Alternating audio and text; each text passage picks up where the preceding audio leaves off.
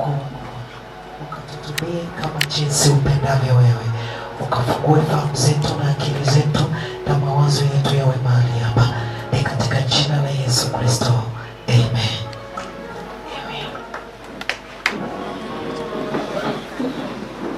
Amen. Jesus, asante kwa siku ya leo tena. Amen. Bwana Yesu asifiwe. Bwana Yesu asifiwe sana. Roho ya mazoea inamfanya mtu au inamfanya Mungu kuweka ukomo kwenye maisha yako. Roho ya mazoea inamfanya Mungu kuweka ukomo kwenye maisha yako, ukomo wa kutokujibiwa maombi yako, ukomo wa kutokufunguliwa, ukomo wa kutokutendewa zaidi. Maana akishakuona una roho ya mazoea ndani yako, akishaona una roho ya mazoea, anaweka ukomo, anaweka stop ya kukusaidia, akusaidii tena. Bwana Yesu asifiwe. Bwana Yesu asifiwe. Bwana Yesu asifiwe. Roho ya mazoea inazaa roho ya kiburi. Kwa maana ukishakuwa na roho ya mazoea, jua kiburi kinakuwa ndani, jua roho ya kujiinua inakuwa ndani yako. Maana roho ya mazoea inaleta kiburi, inaleta majigambo, inaleta ile roho ya ya kujiona mimi ni mimi, ya kujiona hakuna kama mimi, hakuna mwingine kama mimi. Yani mimi kwenye ile eneo nililopo au kwenye hii nafasi niliyopo, hakuna kama mimi, kwa hiyo nina uwezo wa kufanya chochote. Tukisoma kitabu cha Daniel sura ile ya 5 mstari ule wa 23 pale, kitabu cha Daniel sura ile ya 23 pale, tunaona mtu mmoja. Daniel sura ya 5 mstari ule wa 23. Daniel mlango wa 5 mstari wa 23. Ndio. Anasema bali umejiinua juu ya Bwana wa mbingu. Bali umejiinua juu ya Bwana wa mbingu. Nao wamevileta vyombo vya vyumba vyake mbele yako. Na wewe na wakuu wako na wake zako na masuria wako mmevinywea. Nawe umejisifu miungu ya fedha na ya dhahabu na ya shaba na ya chuma na ya miti na ya mti na ya mawe, wasioona wala kusikia wala kujua neno lolote, na Mungu yule ambaye pumzi yako i mkononi mwake na njia zako zote ni zake, hukumtukuza.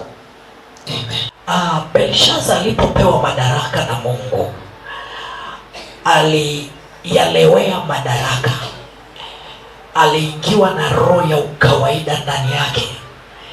Ikafika mahali akalewea madaraka, ikafika mahali akajiinua, akalewea madaraka, akatumia vyombo vya hekalu, akatumia vyombo vya hekalu vya madhabahuni vibaya, kwa kuvinywea upombe au kuvinywea vilevi na masuria, kuvinywea vilevi na watu na vijakazi wake na masuria wake na makahaba wa nchi. Walipomaliza tu, Biblia inasema alipolala usiku akaona kidole kinaandika ukutani maneno yasiyoeleweka, na alitafuta wana manabii au alitafuta waganga katika nchi, na hawakuweza kumtafsiria yale maneno.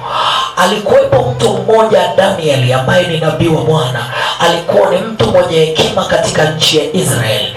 Akaja, alipokuja akamwambia mfalme maneno haya, ndo akamwambia hili neno kwamba ulijiinua ukalewea madaraka vyombo vya hekalu.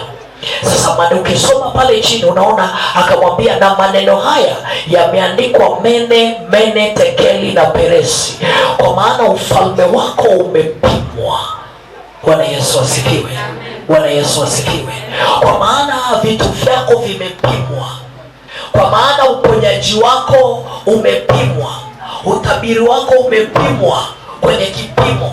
Mungu ana kawaida ya kutupima kwenye kipimo, ana kawaida ya kutupima pale anapotupa vitu, ana kawaida ya kutupima pale anapotuponya, ana kawaida kawaida. Yani akileta uponyaji kwako, ana kawaida ya kuupima ule uponyaji. Anakuangalia, je, huyu mtu nikimponya atazidi kukaa kwangu, atazidi kutii, atazidi kunyenyekea? Huyu mtu nikimuinua atazidi kunyenyekea, atazidi kutii kwenye madhabahu, au atakuwa na roho ya mazoea? Au atakiwa na ile roho ya mazoea, atakuwa na roho ya kiburi kwenye maisha yake? Au atakujiinua, au atainua mabega kwa sababu nimempa vitu? Bwana Yesu asifiwe. Bwana Yesu asifiwe. Kwa hiyo roho ya mazoea inaleta roho ya kiburi kwenye maisha yetu, inaleta roho ya kujiinua kwenye maisha yetu, inaondoa roho ya utii. Kama kulikuwa na utii, utii unaondoka, mazoea yanatawala, na hapo shetani naye anapata nafasi kwenye maisha yako, kwa sababu roho ya mazoea ikishaingia, ni shetani umemfungulia mlango. Kwa hiyo na shetani naye anaona nafasi ya kuzidi kupigana na wewe, anazidi kukaa na kuzidi kukuambia endelea hivyo hivyo, kuwa na kiburi hivyo hivyo, kuwa na majigambo hivyo hivyo. Ukisikia neno kutoka madhabahuni, unapewa neno au unapewa maagizo, anakuambia achana nayo, hayo maagizo usiyashike wala usiyatii. Kwa hiyo anaachilia roho ya mazoea ndani yako. Bwana Yesu asifiwe. Bwana Yesu asifiwe. Roho ya mazoea inaondoa hofu ya Mungu ndani ya mtu. Maana ulikuwa na hofu ya Mungu, lakini leo hauni, roho ya mazoea imeingia, inaondoa ile hofu ndani yako, inaondoa uchaji wa ibada ndani yako, inaondoa utii kwa Mungu. Ulikuwa unatii madhabahu, ulikuwa unamtii nabii wa Bwana, ulikuwa unamtii Mungu, ulikuwa unakaa kwa Bwana, yani ulikuwa unanyenyekea masaa 20 kwa Mungu. Lakini roho ya mazoea, kwa sababu iko ndani, inaondoa hofu ya Mungu. Kitu cha kwanza. Kitu cha pili, inaondoa uchaji kwako. Yani unajikuta wewe ni kopo. Kwa hiyo hata chochote unachokifanya unajikuta unakuwepo na ile mazoea. Maana hofu, roho ya hofu kwa Mungu au uchaji kwa Mungu haupo. Ukija ibadani unakuja show off. Ukija ibadani unakuja kana kwamba unaenda sokoni kuuza nyanya au kununua vitunguu. Ukija kanisani unaona unaenda kwenye sherehe au unaenda kwenye harusi. Ukiona roho ya mazoea hivyo, hiyo roho ya mazoea ndio inakufanya hivyo utembee. Kwa hiyo ukija kanisani unakuja unakuja upoteze muda. Kwa hiyo unakaa kuanzia saa 4, wenzako tunafunguliwa, wengine wanamuona Bwana, wewe ufunguliwi. Maana kuna roho ya mazoea imekaa hapo, inakwambia kaa hapo, hakuna chochote unachopokea. Unakaa hapo kuanzia saa 4 mpaka saa 10, haujapokea maombi yako, haujatabiriwa, haujapokea unabii, kwa sababu ulivyoingia ulikuwa na roho ya mazoea. Yani ukija ukimwona nabii unamwona ni wa kawaida, ukija ukiona madhabahu unaona ya kawaida, ukija ukisikia shuhuda unaona za kawaida, ukija ukiombiwa omba unaona kawaida, ukija ukiombiwa sifu abudu unaona ni kawaida. Kwa hiyo na Mungu naye akishaona hiyo roho kwako, anaweka limiti, hawezi kukujibu. Bwana Yesu asifiwe. Bwana Yesu asifiwe. Bwana Yesu asifiwe. Lakini mtu mtii atapokea majibu yake. Mtu mtii atapokea maombi, atapokea majibu aliyomuomba Bwana. Mtu mtii utabiri ukija kwake ataupokea kwa urahisi. Mtu mtii akija kanisani atakuwepo mwepesi wa kufunguliwa. Maana kwanza ukija kanisani utakuja kwa kuwahi kanisani. Saa 4 kamili ibada inaanza. Saa 6 mtu ndo anakuja kanisani. Saa 6 na mama ndo anapanda madhabahuni.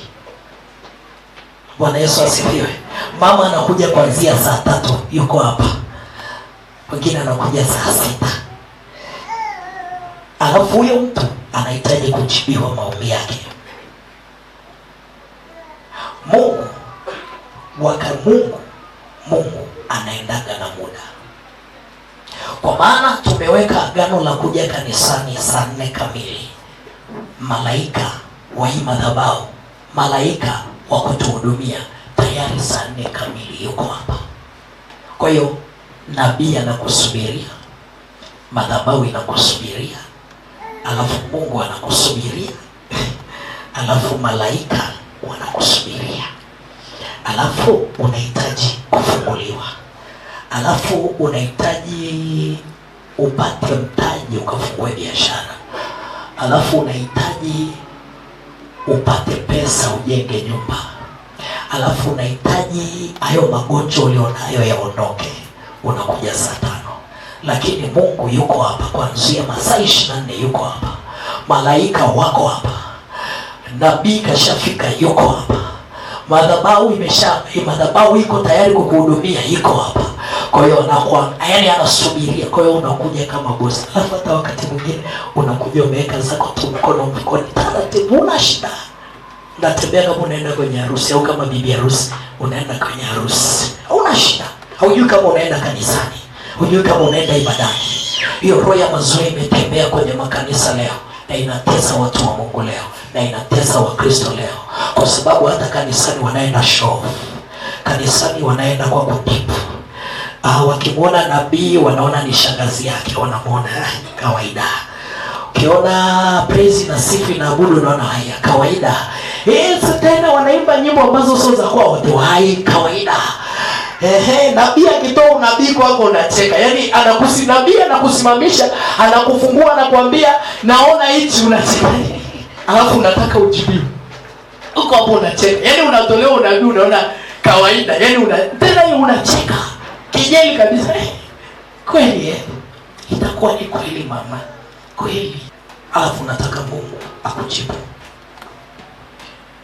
Mungu amjibu mtu mwenye mazoea. Mungu anamjibu mtu mnyenyekevu na mtii. Mungu amjibu mtu ambaye anaenda nje na muda, anamjibu mtu ambaye yuko ndani ya muda. Kwa maana ukija kanisani, wahi kanisani kabla malaika wa kuhudumia hawajafika. Malaika wa kukuhudumia wakishafika, inakuwa rahisi wewe kufunguliwa. Unajiuliza maswali, ni kwa nini kila siku ninaenda kanisani sifunguliwi? Angalia, mama yetu nabii anapenda kutuambia jifanyie mapping. Kuwa na kawaida ya kujikagua moyo wako, kuwa na kawaida ya kujikagua jinsi ulivyo. Mwambie Mungu, ondoa roho ya mazoea ndani yangu, weka utii, weka unyenyekevu, ili nipate kuhudumiwa, ili nipate kutoka kwenye shida. Nipe roho ya uhai badani ili nipate kuhudumiwa. Kwa nini malaika wa uhai? Kwa nini madhabahu iwe tayari masaa hayo? Imeshafungua sasa, inasubiri, imeweka majibu tayari yako madhabahuni. Kwa hiyo inamsubiria Brian aje aanze kuhudumiwa na kufunguliwa. Yuko tayari, imeshasimama. Malaika tayari wameshazunguka. Mungu tayari yuko hapa. Akishakuangalia Brian hayupo, asahau Brian huyo kupokea majibu, kwa sababu amechelewa kanisani na Mungu anaenda na muda.